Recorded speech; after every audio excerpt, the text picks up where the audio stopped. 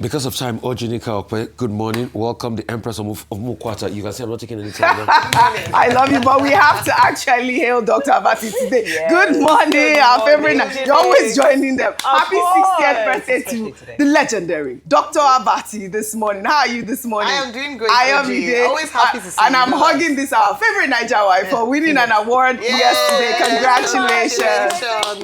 Yes, I want to thank my mom, my dad, everybody else. You're dedicating this to your mom, your dad. Bye, we love you. Happy birthday, Dr. Abati. Well, good morning to you, viewers. Let's begin what's trending.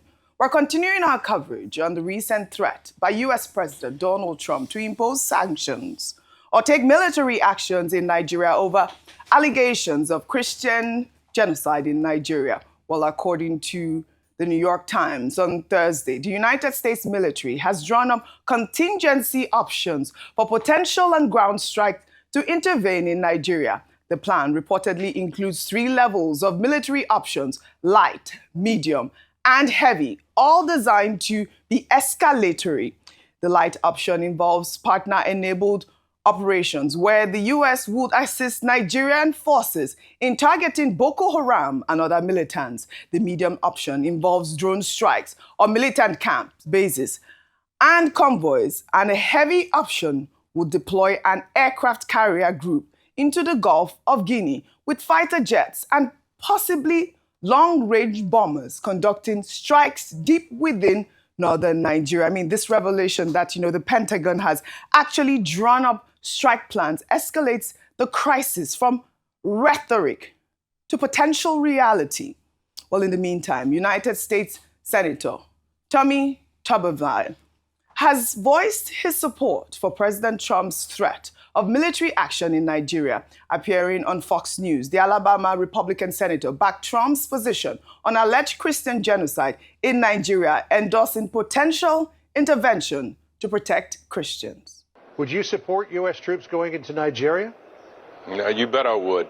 62,000 Christians killed in Nigeria, 100,000 killed in Africa, 18,000 churches burned. Now, there's a lot of evidence there, and that's probably an underestimate, John, but we cannot allow this to happen to people that can't defend themselves. It's just absolutely insane.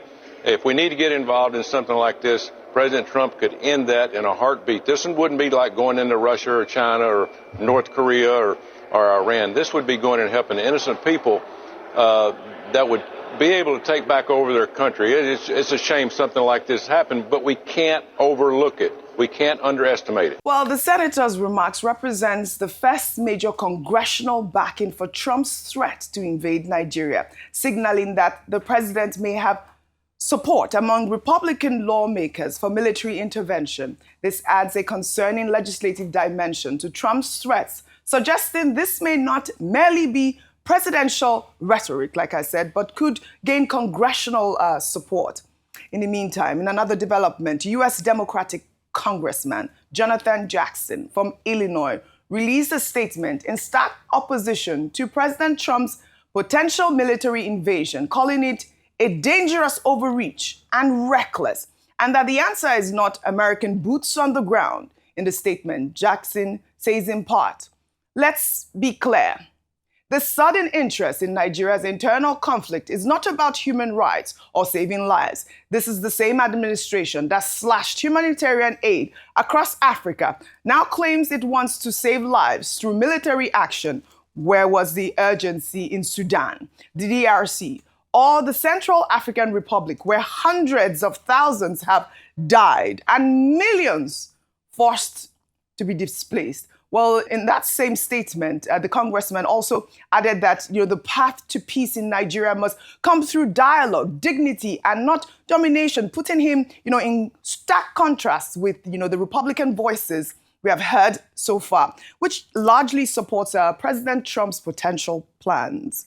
Meanwhile, President Bola Ahmed Tinubu has declared that Nigeria remains resolute in defeating terrorism despite diplomatic challenges and threats from the United States. Speaking on Thursday after swearing in 2 new ministers at the State House in Abuja, the president acknowledged the political pressures Nigeria faces, but emphasized continued diplomatic engagement with global partners, citing the successful oversubscription of Nigeria's 2.3 billion euro bond as evidence of international confidence. Despite the political headwind and the fear of our people, we continue to engage with our partners.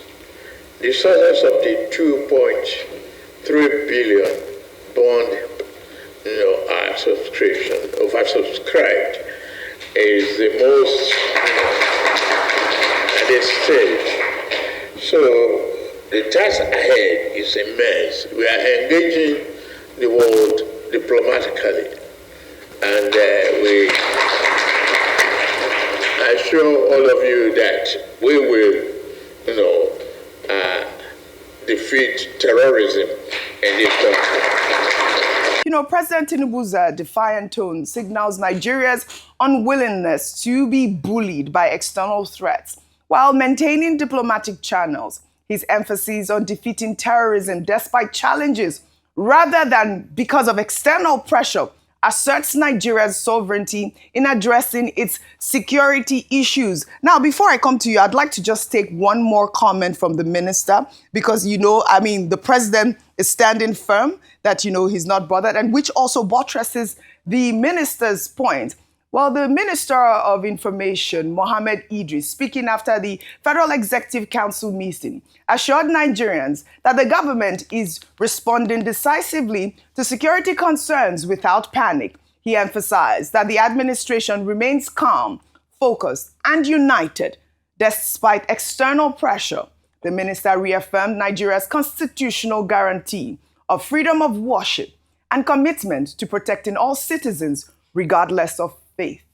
Nigeria is responding to the genuine concerns raised. Now, have we had any discussions with the government of the United States? Yes, channels have been opened. We prefer that this situation is being solved diplomatically, but there is no any panic mode here. We are responding responsibly, steadily, and in the interest of our country. All right. While this is quite reassuring, Ayo, it's good to see that the presidency and also the president is willing to collaborate at this point, reassuring Nigeria that there is, of course, like he mentioned, the constitutional rights to practice religion freely. But we also have the conversation about the Sharia law and the blasphemy law, which is, almost embedded in the constitution, in the Nigerian constitution. I'd like for you to buttress that part of that Section statement. 38 of the Constitution guarantees religious freedom for all Nigerians. And it says that no state, part of it is that no state must have a dominant religious. Nigeria is a secular state in essence. It means that if I'm a Muslim and I live in the north, south, east, south, I should be able to practice my religion without fear or discrimination. If I'm a Christian, as a Christian, I am able to go to any part of the country and practice my religion without fear, discrimination, or enticement or forcing for me to move away to another religion. Now, these are some of the issues that have now come off.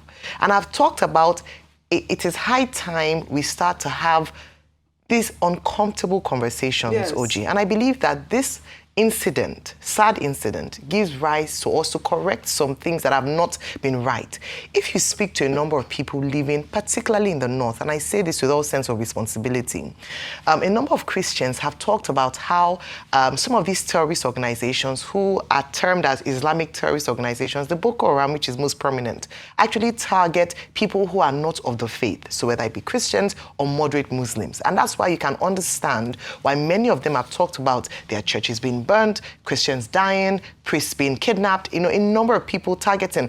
If you recall during the last administration of El Rufai in Kaduna State, we know how polarized it was. Christians seem to not be protected at all. Thanks to the governor now, Basanu, who is doing a lot of work in trying to reconcile fragmented relationships. So beyond this targeting of Christians. It's also the freedom to practice. OJ, in some parts of these areas, they say that when churches, the land is owned by the government, the state government. After 100 years, you can apply for it to be renewed. That there's some churches who go to apply, and there are some policies that silently target religious freedom in these areas. We haven't spoken up for these people. Many times we talk about people who are on certain days or certain religious festivals. We heard Professor Woro talk about that. We have killings in these areas. What does that mean? It means that people are afraid to actually fully express themselves. When you have a state where Sharia law is in operation, how can a Christian freely practice their religion in that area? These are the things that we need to start talking about so that we don't have this narrative of religious intolerance. Beyond that, we brought up the issue of Deborah Solomon in Sokoto State, Samuel, where people were afraid to speak out or speak up. Yes, because of yes, she said something that the other faith said, oh, it wasn't of their faith. She has freedom of expression. I think what was a bigger travesty was the fact that despite what happened, nobody was apprehended. Till today, even though their faces are in public glare, they were not afraid. They did it brazenly. So there are some parts of the country where your religious freedom is up to a certain limit. It is curtailed. We have to be honest about this. And I believe that one of the things that this situation will bring to light is the fact that in some sectors of Nigeria, some people do not actually have that constitutionally guaranteed right to religious freedom. We need to talk about that. We need to be honest about that. And by being honest about that is the foundation to solving the problem. And that is a big point. Thank you, Ayo, for highlighting that part of the speech. We're talking about religious persecution here. Christians being killed. That is really the main topic. But Tinubu is saying that we will defeat terrorism, whether internally or with collaboration. And also the fact that the minister's message of calm reflects the Nigerian government's strategy of projecting stability despite sobering realities, while the administration emphasizes being, not in a panic mode and reaffirms constitutional guarantees of religious freedom. Nigeria ranks number 6 on the Global Terrorism Index, just above Somalia and Israel. This is a stark contradiction that undermines reassurances of effective security management. And we're looking at this graph. I mean, this disconnect between, official messaging and international assessment exposes the challenges facing the Tinubu administration at the moment. If you can pull up that graph so we can actually see, where we rank in the Global Terrorism Index at this moment. Rufai, I'd like for your thoughts also with the fact that the U.S. is, preparing to put boots on ground. Also, the president's reassurance, and he's, this is the first time we're hearing him speak at the moment. With that data you released, it shows that the government narrative is not working.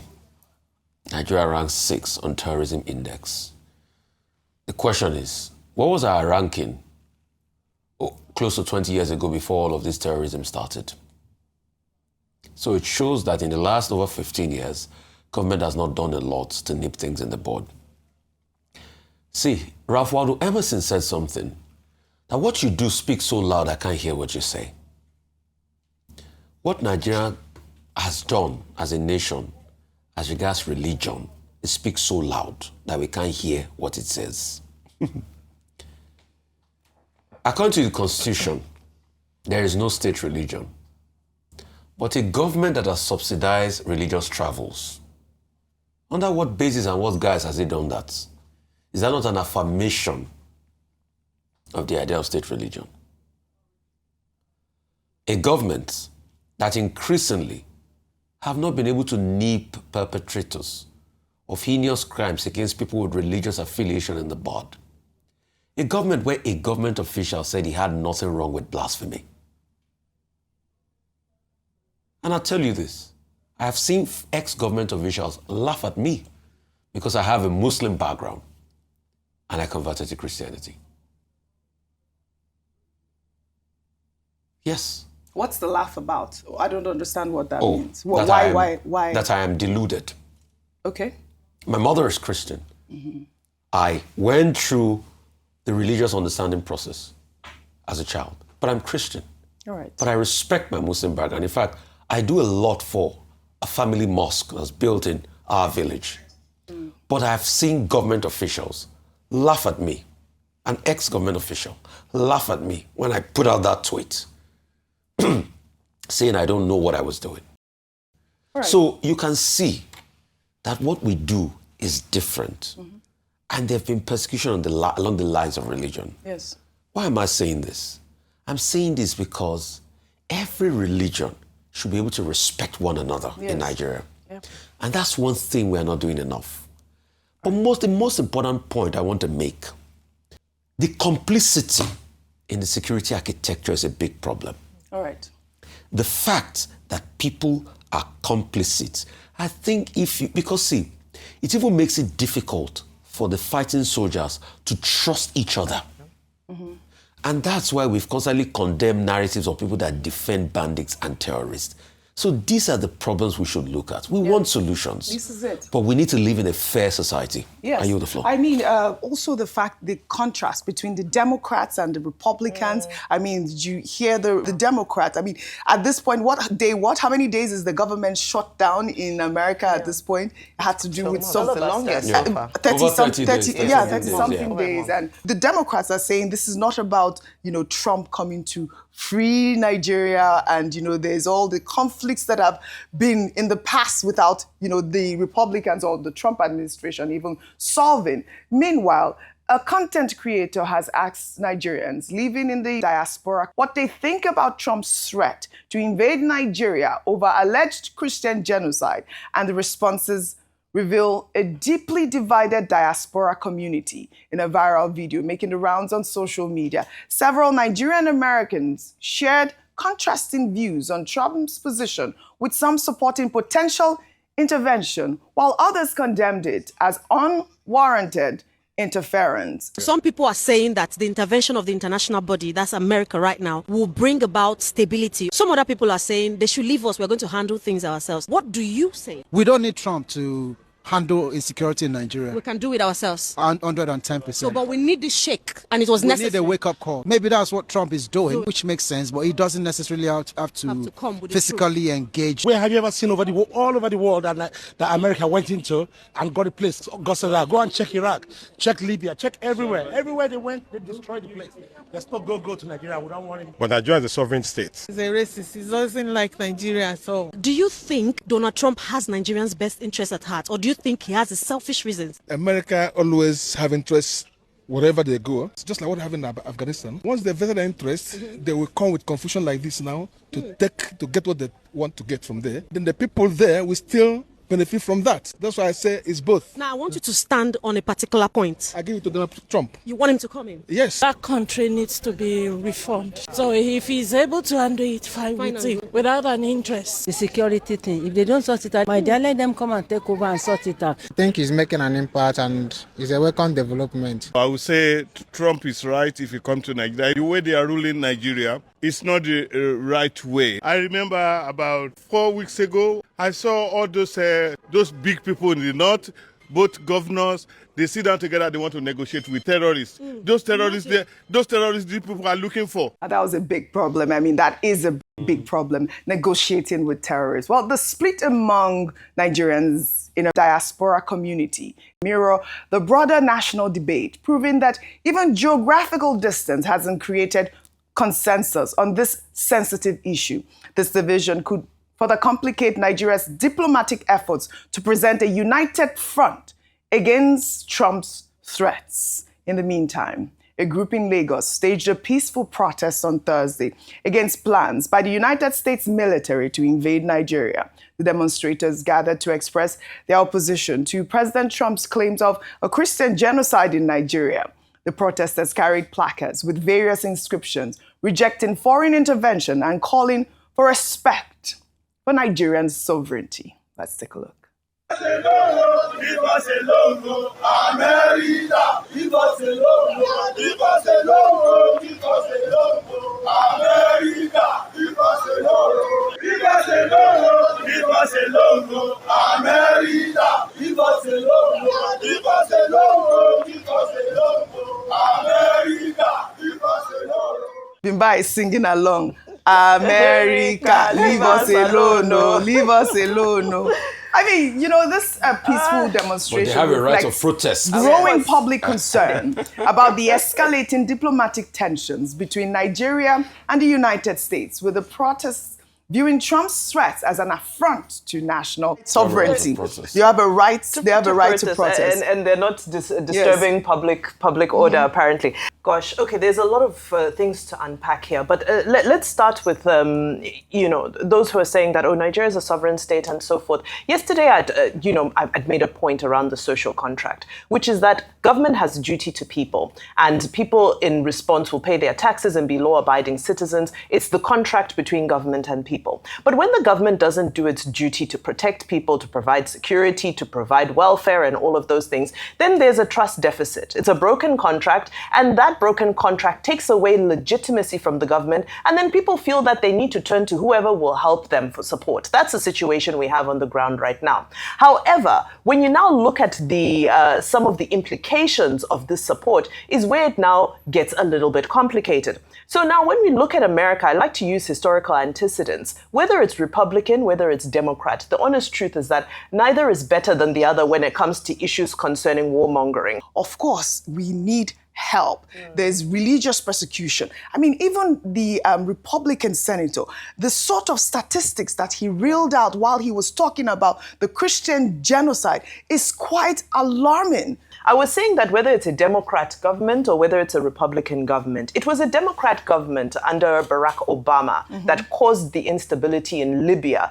that then caused the outburst of terrorists who moved south into the Sahel and caused the problem we have now in northern Nigeria. That's problem number one. Problem number two is, I mentioned it yesterday, we go back to the 19th century. Usman Dan Fodio invaded northern Nigeria. And what was his agenda? It was a jihad. It was because he was pursuing pure Islamization. He believed in the purity of the religion. Now you have that colonial era of Nigeria that took place. That's the first colonization of Nigeria. Of course, the second colonization came and it was a Christian colonization. How have we managed these diverse relationships that were created from a historical context? Now, in terms of America, leave us alone and so forth, you know, again, like I said, when people feel that their government is not doing what they need to, you can't blame them for turning to wherever they think they can get the assistance. But the point that I want to drive home is that you also have to look at the antecedent of the person you're looking to be your helper.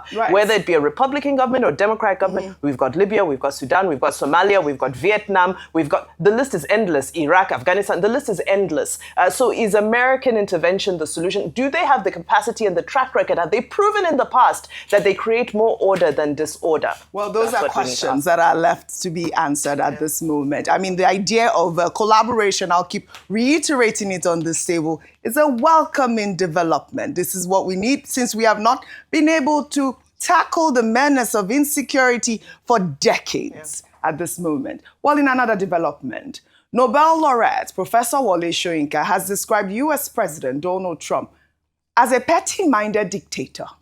In an interview with the BBC, the 91-year-old playwright criticized Trump's handling of minorities and the rising extrajudicial killings during his tenure, recalling his early warnings about Trump's presidency. Soyinka recounted how he destroyed his green card after Trump was elected in 2016 and how he refused to wait for a forced re-interview before his visa was revoked. This is a petty-minded dictator. You will see how he deals with his objects of hate.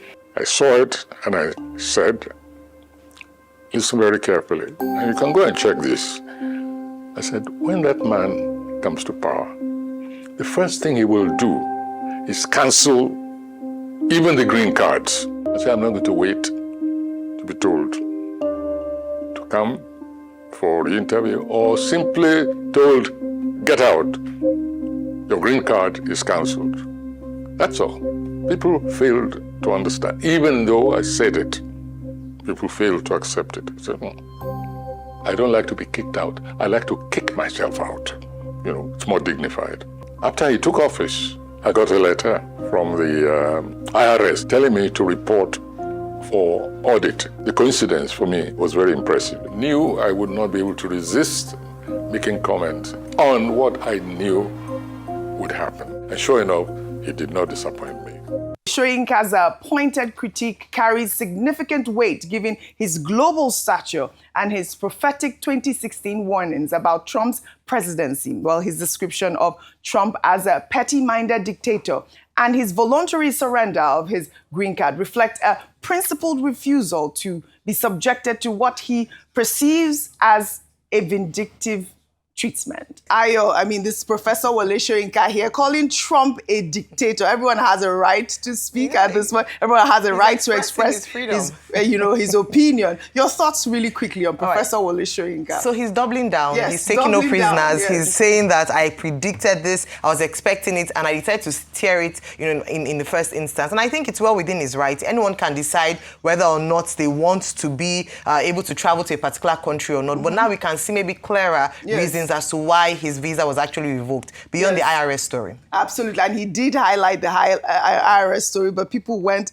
on a tangent with it. But this conversation will continue. We'll keep seeing prominent voices speak for and against U.S. President Donald Trump and his policies, and whether or not he's going to have boots on the ground remain to be seen. But before we take our milestone story, I'd like to quickly highlight these photographs of two chefs and a driver who actually poisoned their staff and stole a vehicle of a senior advocate of Nigeria, Austin Alege. If we can have those pictures, these young boys stole his car. Just to steal a car, they actually poisoned their staff and the driver. If we have those pictures, I'd like to show them. There they are. This is the driver, unnamed at this point. And of course, this is Austin Alege. He's hoping that if you guys know the whereabouts of these individuals, they are criminals. Do not hire them. Call the police directly. I mean, this is a sad situation. Terrible. Again, highlights another form of our, insecurity architecture in Nigeria. Well, I hope we find those criminals. Now, under milestones, we celebrate one of Nigeria's most influential voices in journalism and public discourse, Dr. Reuben Abati, as he marks his 60th birthday. The renowned journalist, broadcaster, and public intellectual will unveil 3 new books at a special event at the Nigerian Institute of International Affairs in Victoria Island in Lagos today.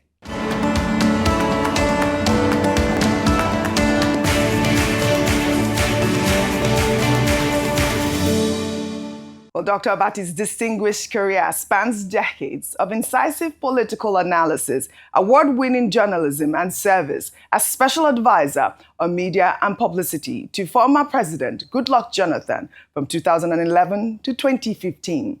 As a co-anchor on the Arise Morning Show, Dr. Reuben Abati's insightful commentary continues to shape national discourse. At the book launch to mark Dr. Abati's 60th birthday, the Catholic Bishop of Sokoto Diocese, Reverend Dr. Matthew Hassan Kuka, will deliver the keynote address titled Nigeria, Time to Reload. The 3 books being unveiled are Portraits, People, Politics and Society, A Love Letter and Other Stories, and How Goodluck Jonathan Became President, collectively reflecting Dr. Abati's versatility as a storyteller, analyst and historian of Nigeria's evolving political and social landscape. Happy birthday to you. Happy birthday to you. Happy birthday. Happy birthday to you. Happy birthday to you. Happy birthday. Implications. Congratulations, legendary Dr. Abati. Monumental implications. Yes. Well, tributes have been pouring in. Former Labour Party presidential candidate Peter Obi wrote on X, I join millions of Nigerians in celebrating Dr. Reuben Abati, a distinguished journalist, public intellectual, and statesman. As he marks his 60th birthday today, Dr. Abati has, through his pen and voice, contributed immensely to national discourse, promoting enlightenment, accountability, and good governance. His brilliance, courage, and depth of thought have enriched journalism and strengthened democracy in our nation. As he attains this milestone, I thank God for his life of impact and service to humanity. May he continue to enjoy good health, wisdom, and renewed strength in the years ahead. Happy 60th birthday, Dr. Abati. Dr. Abati's 60th birthday represents a milestone for Nigerian journalism and intellectual thought. His contributions from his days as editorial board at The Guardian to his current role at Arise News have consistently challenged conventional wisdom and elevated public discourse. Happy 60th birthday, Dr. Abati. May you continue to inspire generations of journalists and thinkers. President Bola Ahmed Tinubu extended warm felicitation to Dr. Reuben Abati, describing him as a renowned public intellectual, author, columnist, and former presidential advisor with distinguished service to the nation. While celebrating the presentation of his new books, Tinubu stated, and I quote, "I congratulate Dr. Abati, whom I fondly call Ruby, on the presentation of the 3 books on his birthday." The president prayed to God to grant him a longer life, good health, and the inspiration to continue serving nation and humanity. Plenty tributes. Dr. Abati, congratulations. Well, also, President Bola Ahmed Tinubu has also extended a congratulatory tribute to Olusegun Adeniyi on the occasion of his 60th birthday, celebrating the renowned journalist and columnist for his significant contributions to the media landscape. The president stated that Adeniyi is one of the nation's most read columnists who has set the pace for disciplined conversations and informed commentary. Adeniyi served as spokesman to late President Umaru Musa Yar'Adua and chairman of the editorial board of This Day newspapers. Congratulations to our colleagues, Dr. Reuben Abati and Segun Adeniyi, on their Diamond Jubilee. Can we play Happy Birthday again one more time? Well, we're all going. We need to warm up. Can we have Happy Birthday sound? Fantastic. We're dancing for both of you. Happy birthday. We are going. Where are we going today? We're going to NIA. We're going to NIA to celebrate Dr. Abati. He is launching 3 of his books, like I mentioned. Great scholar, great anchor, and a very good dear friend to the Arise News family and the nation. Happy birthday. Well, I hope we're going to have fun tonight as well. Yes. Dr. Abati, guaranteed. Plenty implications for your viewers. Rufa is dancing. Well, all right. I'd like to thank you all for your great analysis, as always, on What's Trending. All right, well, that's all I have for you guys on What's Trending today. I'll see you all tomorrow, and congratulations, especially from me to you, Dr. Reuben Abati, the legendary scholar.